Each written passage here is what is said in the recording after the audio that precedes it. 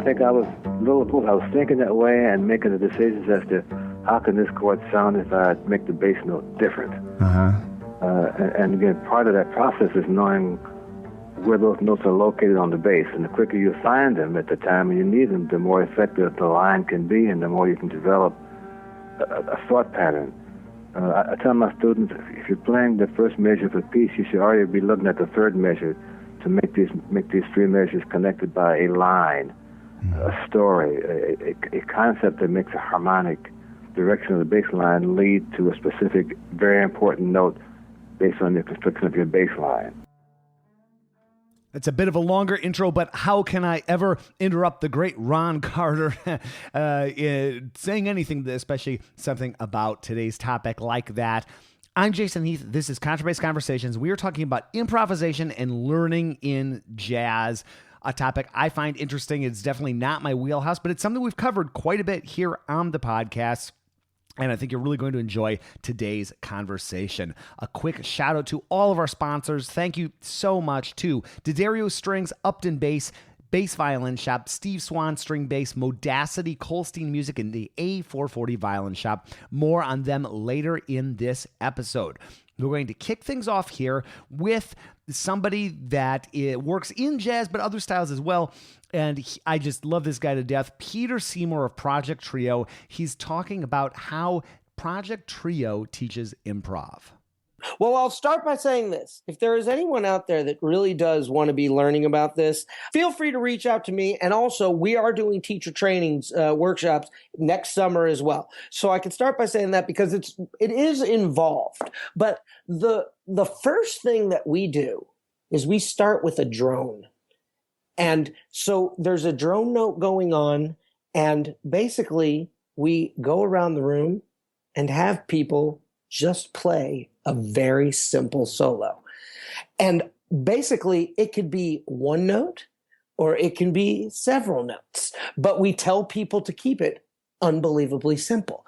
And what that does is it just gets, because what you find is that when you ask how many people in here have improvised, there's not that many. And then how many people are scared of improvising? There are many who raise their hand. And so really how I think is that with improvisation, there's only one way to really learn, and that is by doing. There's ways to practice and there are things to practice, but the only way to get better at it is to truly just do it. And so our whole entire class is all about doing. And we start at the simplest thing. And if people are even like with the younger kids who don't even, can't necessarily play a phrase, we start and we say, let's all play this drone. Let's play this drone together. Now, let's play this drone. And what we want to do is we'll take 5 people and let's build a 5-note drone chord. And so you start to hear how notes sound together and how they sound against each other. And then it is just, here, let's experience this, experience that. We then go from drones to playing vamps, teaching people how to improvise simple vamps, and then how you solo over a simple vamp and what that does to your solo. I don't know if any of this makes sense because it's not as easy to talk about because the class is actually all about doing. And one thing that we don't do especially the first few classes that we would be teaching this is we try not to ever talk about improvisation. It's just like, here's a drone. Okay, everybody sing this pitch. Now find that pitch on your instrument. Now everyone play the pitch. Okay, everyone stop. Let's listen. And now we're going to go around the room and we want everyone to play something. And play something simple. Don't try to play something complex. And then you go around and you actually hear everyone play. And you know what? Usually, even if it's elementary kids or high schoolers, a lot of times you can really create something that's kind of magical. And at the end of it, one of the greatest things is just to stop and everyone, it's kind of quiet and say, man, that was cool. And we just created that. Now, let's do it again. What made one better than the other? Okay, and then it opens up kind of discussion. It's like, now let's go around the room. Let's do it again. And then we do it again. And then, like I said, the next thing, kind of introducing a vamp. So if we've got, but then we go to boom, boom, boom, boom, boom, boom. All of a sudden, your solo is then going to be influenced by that. And so what makes that influence? And then that's just step 1 and 2. And then you just keep it going. And we kind of teach them then. So if we're doing this in big groups, we then go to duets or trios. And we say, now here, you drone and you solo together. And what we'd like to say is that what we're trying to teach is ways for people to then go home and play music with your friends. Because it's the coolest part about playing music. I love playing in orchestra and love playing in large group. But after you're done with your large group, you should be able to go and just kind of sit with someone else who has an instrument who you like and play music. Bernard O'Neill also has eloquent thoughts on teaching improv that tie in really well to what Peter was just saying. I think one thing which I promised myself when I went from cello to bass was I was going to make sure I could improvise on the bass before I actually read a note off the page. Oh, interesting. Yeah, because I was hugely frustrated as an improviser on the cello because I'd learned as a classical musician. That kind of boxed you off. I think it does. Hugely. Yeah. And it's interesting because now I teach improvising at Laurie Blake's International Cello School down in Cass here, which is just very close. And we get amazing students coming from all over the world to spend a week with her, improving their cello technique. They're mainly professional cellists. And she says, right, you're going to spend the morning with Bernard, and you can just see the blood drain from their faces. These amazing players become all shaky and wobbly. And at the end of the morning or the end of the afternoon session, they're going, my brain hurts. And I said, well, that's because you're thinking of things in a completely different way. How do you start? Because that's such a hard thing for classical string players to get to wrap their brain around, right? Like I've gone to these conventions here in the States, and it's like trying to loosen up string players to just, how do you take, let's just take somebody who already has chops. They already can play as a classical player. Like, how do you even start teaching improv with them? I limit them to 1 or 2 notes. Okay. And use rhythm, because one of the biggest issues that most bowed string players have is rhythm. Yeah. They are stiff. Yeah. And we get sort of question and answer type rhythm things going on, and limit them to very, very few notes. Mm-hmm. And from that, then they have to think, oh, I'm only using these 3 notes, but I have to use this rhythm. And he's just played this rhythm to me, so I've actually to copy that back using the 3 notes, but making it sound even better. So I think it's a case of actually getting away from the page, because they've become so caught up in that's an E on the, the third space of the bass clef, so I have to put a first finger on the D string. No, not necessarily so.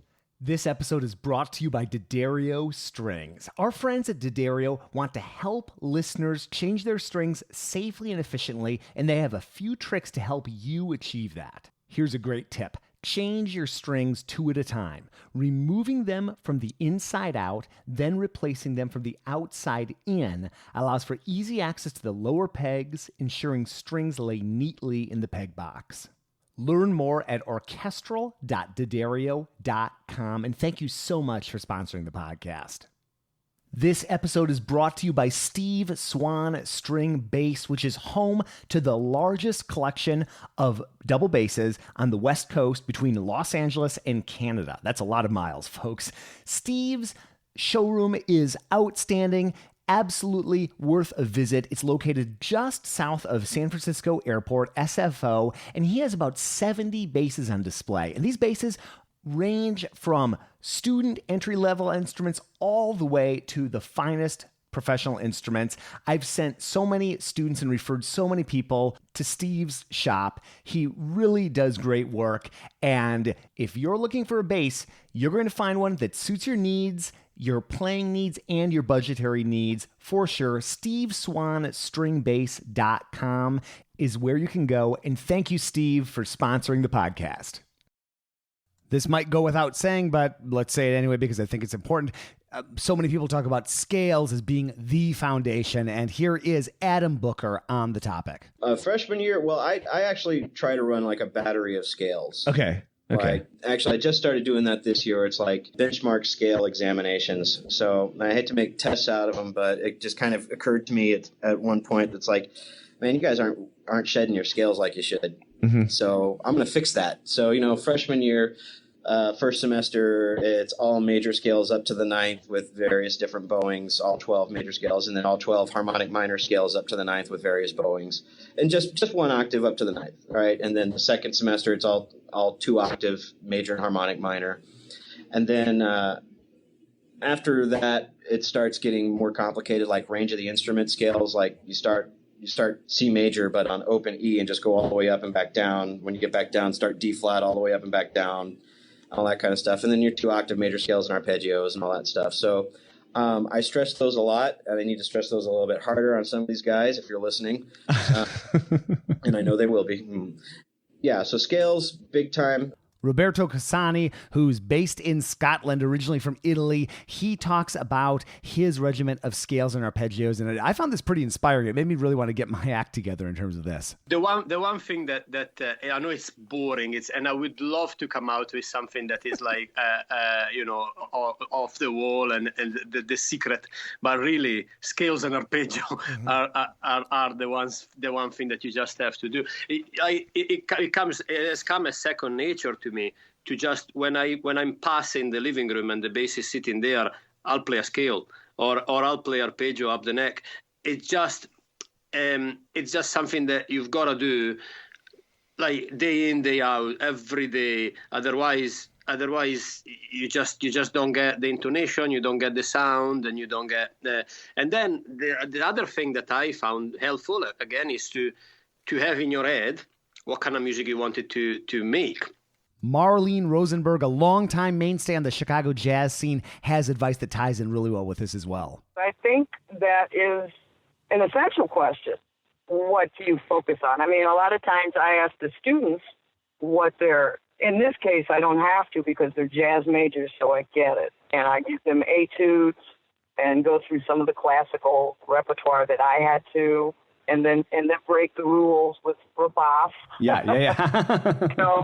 Right? Mm-hmm. And suggest cello suites because I think that Bach is a very jazzy guy. Mm-hmm. and it's music. And that's the relevant question is like, some people will shy away from it if you feel like they're going to do better by playing a fairly simple solo piece in classical music and get some of the technique, and that's going to involve them better. Maybe that's a good way to go. A lot of times with the jazz players, they don't even want to do that. But, I insist, that they work on their bow. Christian McBride has some cool thoughts on developing your ideas for jazz solos. It's all about having ideas. If you don't have any ideas that match with your technique or vice versa,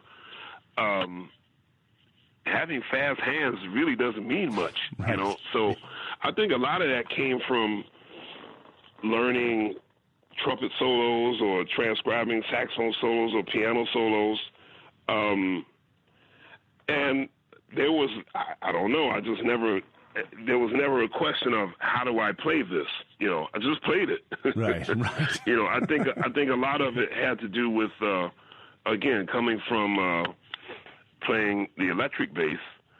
But when I played the electric bass, I was playing mostly funk. I wasn't really learning how to play fast. I try to learn a couple of Jocko things every now and then, but the idea of getting around the instrument quickly was supposed to be a challenge. That just never came across my brain, that's all, mm-hmm.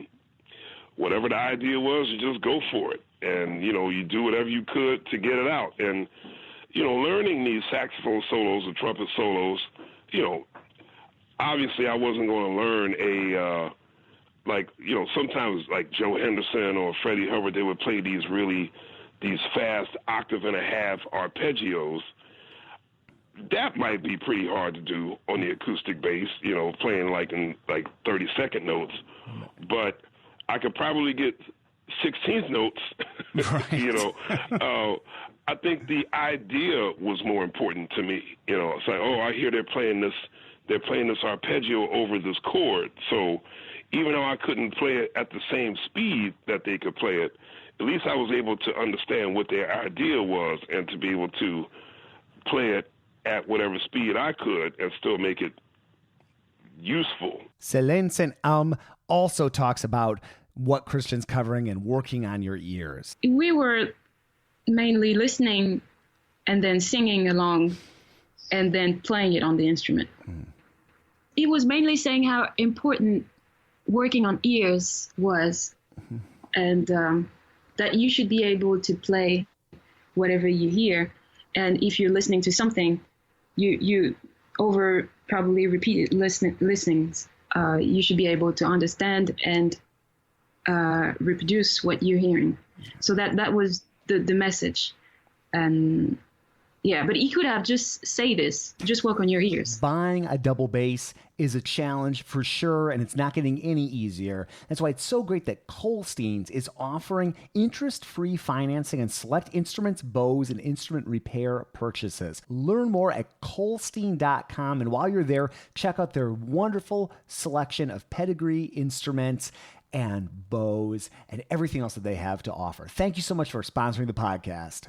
I have been a fan of A440 Violin Shop for years and years, and I logged on recently to their website, a440violinshop.com, and whoa, totally new, redesigned. It is absolutely beautiful. You can reach out to them on the website. They've got beautiful, buttery double bass photos right up front. And whether it's a bass or a bow or some work on your instrument, repairs or restoration, A440 has you covered. I have been going to that shop since the 90s, and I've never been let down. Check out their website, a440violinshop.com, and thank you so much for sponsoring the podcast. Consistency among bass lines, consistency among the different products you offer, that's something that Upton Bass excels at. And here are Gary and Eric from Upton Bass on that topic. Continuity of product, which we have fabulous reputation. We've got great product across the marketplace. Do you have seconds? No. Right, yeah, exactly. No. Seconds are in the dumpster. For almost 20 years, Upton Bass has been delivering top-notch basses at every price point, consistency and continuity, like Gary said, across the line. And if the wood's not good, like Eric said, it goes in the dumpster. They are the real deal, made in America. Learn more at uptonbass.com, and thanks for sponsoring the podcast. Theory, of course, is a huge thing for developing your vocabulary for improv and learning in jazz, but a lot of people fear it. Here's Charley Sabatino on the topic. But it's funny because I don't know what your background in this with people, but I find that there are some, what's the word I want to say? I use the term conventions for better or for worse, that people have ideas of what things are. And with music theory, there's this great love-hate relationship with people. Some people think it's like the worst thing you can have. And it's like, no, man, it's no different than grammar. When you did grammar, you did grammar, you did your nouns, you did your verbs. I went to Catholic school. We did them forever, and it allows you to speak. And that's all it is. It's just the ability to get from what's here to here. That's all it is. Yeah. And people have this idea that it's like evil. I don't know why. They just get this feeling that it's evil. It's certainly not evil, and Charley is working mightily to dispel those theoretical fears. So thank you, Charley, for what you do. And in addition to theoretical knowledge, transcription is so important for jazz musicians. Here's Alexis Cuadrado on the topic. I first asked them to memorize the solos in their head, sing the solo in their head only, like when they can sing the entire solo in their head, then play it on the bass. When they can play it on the bass, then write it down, and then write down your fingerings and figure out the process, the technique process, and really break it down. Sometimes you could spend like a month or two in a solo, and it's a whole process. It's like learning a classical piece, and that particular solo. I mean, I also do that with certain sort of like bebop melodies, like I start with easier ones like Yardbird Suite, and then go on to like, Billy's Bounce or something, and then Confirmation, and then Donnelly, you know? Yeah, well, I used to teach this theory and performance class for bassists only. So that was great for me. It totally kicked my butt big time, because I had to teach, things in different keys every week, and I had to like go in and practice. The day before, I spent 2 or 3 hours practicing all the material I had to teach the next day. So I just didn't want to show up and fault at it. So, but for example, like I got like this Charlie Parker 4-bar phrase that they had to play in all keys, you know, and there, because, you know, I showed them how to do a pivot that they could transpose anywhere in the fingerboard, learn the fingering, and then the process would be, okay, we learn the pivot, we learn the fingering, but what notes are we playing in each key? So we would break it down super slow and then play each one of the notes, sing each one of the notes, and be aware of which notes we were pressing with our fingers as we were playing it, you know, so that the actual theoretical process of transposition would really apply to your fingers and to your hand and to your map of the fingerboard in your brain, you know. Here's Carlos Henriquez with thoughts on improv, developing your own voice in jazz and that sort of thing. You know, they tend to sound like the old guys, you know? Yeah. I mean, you don't know how many times I wanted to, I sounded like Paul Chambers. I knew every lick that guy could play. I think I could mimic his bass line if I had to, note by note. And, you know, it took a while to get out of it. You know, Christian McBride was another guy that I was heavily attached to, and somebody who was very addictive, because the way he played, his vocabulary of music was very organic, but it was cliche-ish in a way that the cliches that he played was perfect and right. Yeah. It's like writing a perfect essay. This guy knew exactly what to play, the sounds, and it was the sounds of jazz. You know, you heard Lou Donaldson was playing, you heard Hank Mobley and Christian playing. So, you know, you want to copy these guys, but at the same time, you don't want to show up on a gig and recite the same thing they say. You want to have your own voice. And that's the key about playing jazz is, how deep can you get in this music to where you invent your own voice, you know, without it getting too, you know, exotic, you know, because right now, as we know in jazz, there are many musicians who create a sound, but it's so exotic that people, there was a joke about it that there was a piano player, I forgot his name, but there was a very famous piano player who passed away, who called it, they called it interview music, you know, because he would say that, you know, these musicians would take these real exotic solos, and then all the media and the critics would ask for interviews because they didn't know what they were playing. And they would say, hey, well, you know, what are you playing? It sounds so out. You know, so they call it interview music. But, I like that. That's good. You know, it's just what it is. You know, it's just like I said, you know, it's like we were talking about it. There's so much DNA in it. There's so much different types of styles.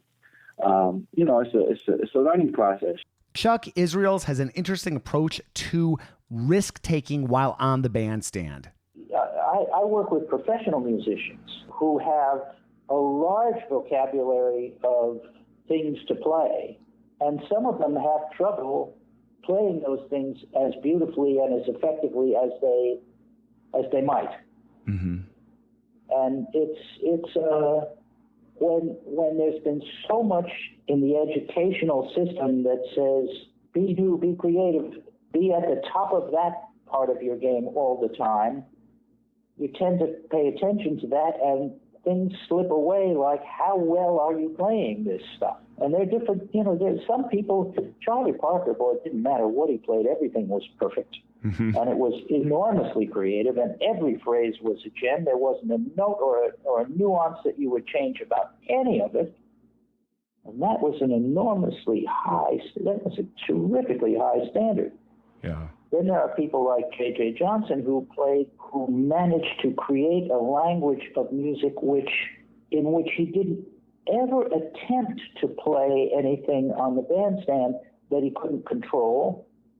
He made everything sound as if it was specifically written for the trombone. There was never anything unclear about it. It wasn't as wildly inventive as Charlie Parker, mm-hmm. but it was beautiful and always understandable, always told a great story. So there's two different sides of beautiful ways of doing things, both of which were performed to perfection. And I would rather hear a really good performance that doesn't have slipshod elements or many slipshod elements. I'd like a little risk sometimes. I want to feel that there's risk involved. Otherwise, it's not. If you're not close to the edge, you're taking up too much room. So, right. Yeah.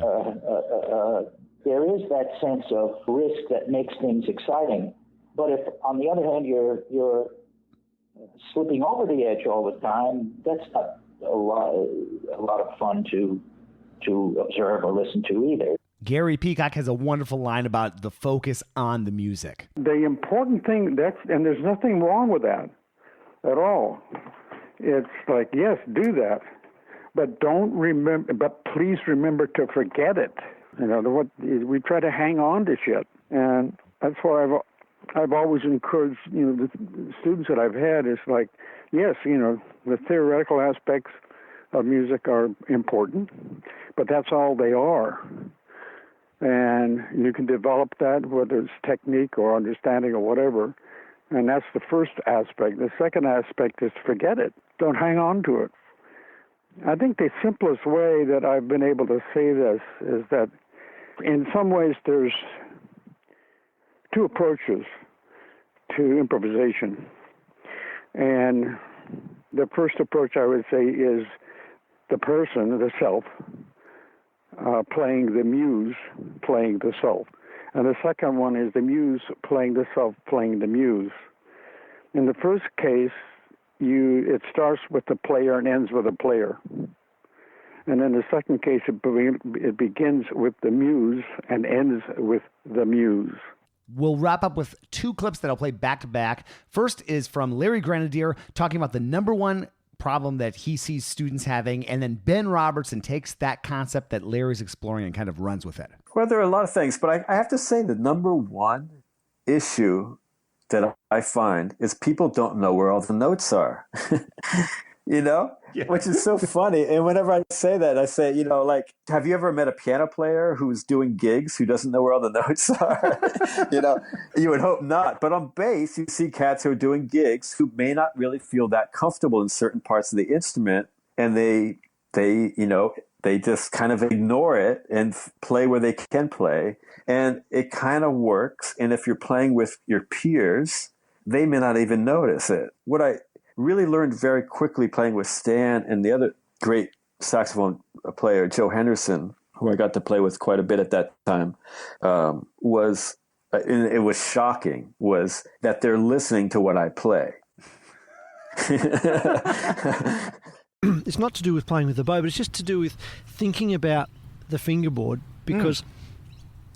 because something I do a lot of now is I do a lot of ear training. Regularly in my practice I do ear training, and a lot of that is intervals, and a lot of that is singing intervals and sounding them, and also at the same time visualizing where they are on the fingerboard all the time. So I'll, do like sheets of intervals, just random intervals thrown together. And while I'm singing them, I'm actually trying to sing the pitch that it is on the bass. I'm trying to sort of map out the bass all the time in my head. And, it seems it's incredibly useful for improvising. It's just like knowing where stuff is. It's that. It's like knowing where things are on the bass, having options for, well, there's an E there, but there's also an E there, and there's an E there. It's a whole bunch of things that's incredibly useful, especially as an improviser, because there's that whole sense of knowing where stuff is. It's just so important to be able to orient yourself with sound that's around what you're playing when you're I feel like when I'm improvising, I want to know not just what I'm playing, but what's that other sound? How does that relate to my sound? How can I interact with that sound? How can I am I on the root or am I on the fifth? And it's pretty common to get a whole bunch of complicated changes thrown at you on a chart, like I'm preparing for a recording at the moment with some diabolical harmony. It's super useful to like build a lattice work between all these notes and intervals. So you've got this way of negotiating harmony that's not just about I have to go through this set of arpeggios to get through the harmony. It's like, I can invert the chord, or hang on, that third becomes the root of the next. It's all that sort of stuff. Well, that's going to wrap up today's episode. I really hope you enjoyed hearing from all these folks. I learn a lot going back and putting these together and kind of thinking about what we've covered, because for me, I'm just in the moment. We're improvising. We're talking about whatever. There are no rules, but we do revolve around certain topics here on the podcast, as do most podcasts. So I think that this is just an interesting exercise for me, hopefully for you as well, kind of building an oral history of the bass around these topics. And we've done many of these in the past, from auditioning to bow strokes to all kinds of other things, practice technique, fitness as a bassist, the list goes on and on. ContrabassConversations.com/highlights will take you to all of them. And we have that linked up in the show notes, as well as links to every individual episode that we're pulling from.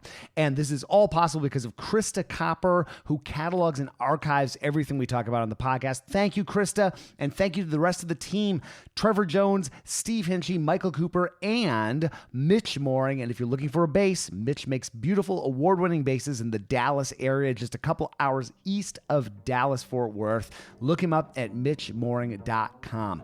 Reach out to me, feedback@contrabassconversations.com, and we will see you again soon for more life on the low end of the spectrum.